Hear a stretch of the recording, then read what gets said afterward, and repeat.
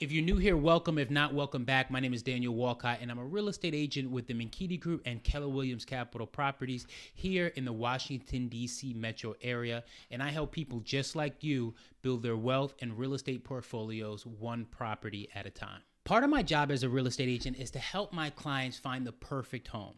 And it's not as easy as it sounds. Taking the emotional aspect out of it, each client has their own unique preferences and requirements that they're looking for in their ideal home, such as location, size, layout, and style. And these things change as you're going through the process. Whether it's the first or 15th house, some of my buyers get skeptical when they think they found the one. And a question that I often get is, would you personally buy this property? I want you to tell me the truth. It's a tough question to answer, but I always give my honest opinion. So here's what I did. I created a list, and in this video, I'm going to reveal 6 properties that I would not buy even as a real estate agent. Some are personal preferences and others are downright deal breakers. The last one is a little controversial and may come as a surprise. So stick around and I'm going to break down what makes these deals a hard pass in my book. Now, this first one may seem obvious, but you'd be surprised how many people ignore the golden rule of real estate. Don't buy a property that will be hard to sell. There's a low inventory of housing across the country, and buyers shopping in a competitive market will often overlook certain things with the mindset of, I can live with that. The problem is, whether it's 5, 10, or 15 years from now, you will need to sell this property and cash out on your investment. Let me give you some examples. A house on a busy road. Whether it's the loud noise or safety concerns for people who have children or pets, homes on busy roads are typically less desirable for potential home buyers and can lead to difficulty reselling. Another example are homes that are missing key features. Basements and garages are really nice to have, but by no means are they required. And it's not uncommon to find a really nice home that doesn't have them. What do 90% of people want in a home, however? Things like a dishwasher, in-unit washer and dryer, closet space, storage. And you would think, oh, a dishwasher, I can put that in after I move in. But it's not always that simple. If a home doesn't have a dishwasher, it's likely not because there's a giant space for one and the previous homeowner decided to take their appliance with them. If there's no dishwasher, it's likely because there's no room in the kitchen to put a dishwasher. That's just how a lot of homes were built back in the day. Same with a washer and dryer. If you live in a condo building that has shared laundry, there's likely not going to be any space in your condo unit to install a washer and dryer. Now, while these things may be something that you can live without, you don't want to compromise your exit strategy. One of the only solutions to selling a difficult property is to lower the price. So you don't want to leave money on the table by buying a property only you would love. Next is a property that has an HOA fee and a condo fee. This is as bizarre as it sounds. Being part of an HOA is one thing, and I know people have really strong feelings about HOAs. I'm personally not against them, but if you have the audacity to charge me every month for a homeowners association fee and a separate fee for my condo association, that's just something I can't get jiggy with. This is whack. I can't get jiggy with this shit. I don't know if this is something that you guys are seeing in your market, but here a lot of developers and builders are building townhomes that are also condos.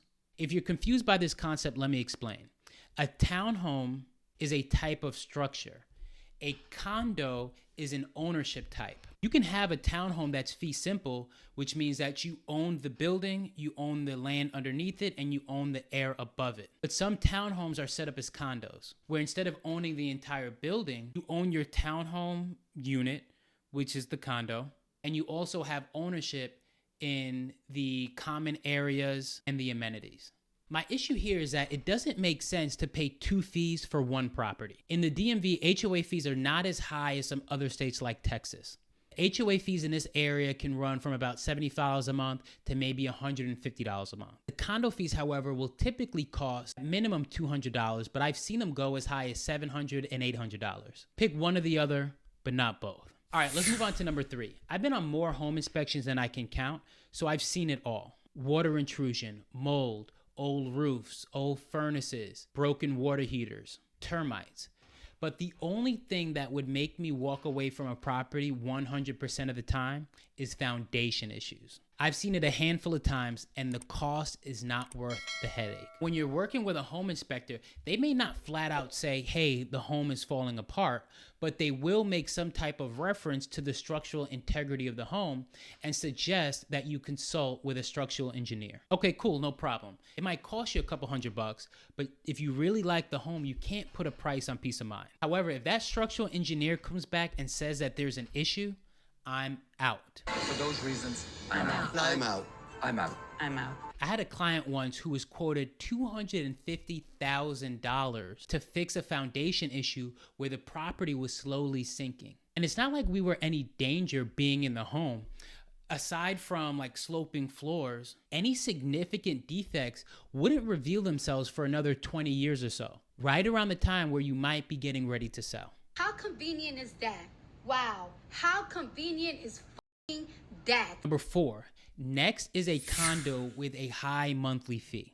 I don't know if you noticed, but there's a trend here with these properties. And it basically comes down to, can I sell this property in the future? Condo fees are always going to increase over time. The older a condo building is, the more deferred maintenance there is, and the more expensive it will be to maintain the building and the grounds. We understand this. But if I'm buying a property that has a condo fee of $700 and they don't have amenities to justify that $700, I'm asking for trouble. There are 2 types of condos that are going to have ridiculous fees. One is your expensive luxury condos, and they're basically saying no matter how much this condo costs, you're going to need to pay an additional $700 or $1,000 a month to live here. So if you're not rich, don't think about it. These condo buildings are either in areas that have a high concentration of high net worth individuals, or they have amenities to justify the fee. Then you have your lower price condos, where the price of the condo is so low, maybe $100,000, maybe $200,000. And so between the mortgage and the condo fee, it's within your budget. However, the reason the price of the condo is so low is because the seller can't sell it at regular market price because the condo fees are so ridiculous. A property is worth what someone is willing to pay for it. And when you're buying a house, you're assessing how much you're gonna pay, in part based on how much your monthly payment is gonna be. So if you have to factor an additional $600 or $700, there's only so much room left over for your actual mortgage. And there's nothing wrong with buying a condo, but you have to understand that this is a fee that doesn't go towards your equity, doesn't go towards your principal, and doesn't go towards building wealth. So ideally, we want to keep that number as low as possible. Okay, this is the last time I'm going to talk about condos, and I promise you guys, I am not anti-condo. But if you're going to buy a condo, there's a lot of things that you have to be mindful of. One of those things is a high delinquency rate. I will not buy a condo that is non-warrantable or that has a high delinquency rate. A non-warrantable condo is a condo that doesn't meet the guidelines of Fannie Mae or Freddie Mac. This means it can be more challenging for buyers to get a mortgage to purchase this type of condo. Now, there are several reasons why a condo might be considered non-warrantable. If there's a high investor ratio, if there are any financial or legal issues, or if there's a high delinquency rate. A high investor ratio means that of all the owners in the condo association, most of them are renting out their properties versus living there owner occupied. Lenders typically want to see that number under 50%. The delinquency rate is a percentage of homeowners in the association that are 60 days or more behind on their condo fees. This number shouldn't be more than, I think, like 15 or maybe 20%. And it's a number that the association has to provide to the lender in order for them to give you a mortgage for the property. A lot of times you can ask the listing agent if they're aware of the delinquency rate before you submit an offer on the property. You don't want to waste your time with a non-warrantable condo because they're considered riskier loans. So lenders will either require you to put down 10%, 20%, or they won't finance it at all. Does that make it a bad property? No.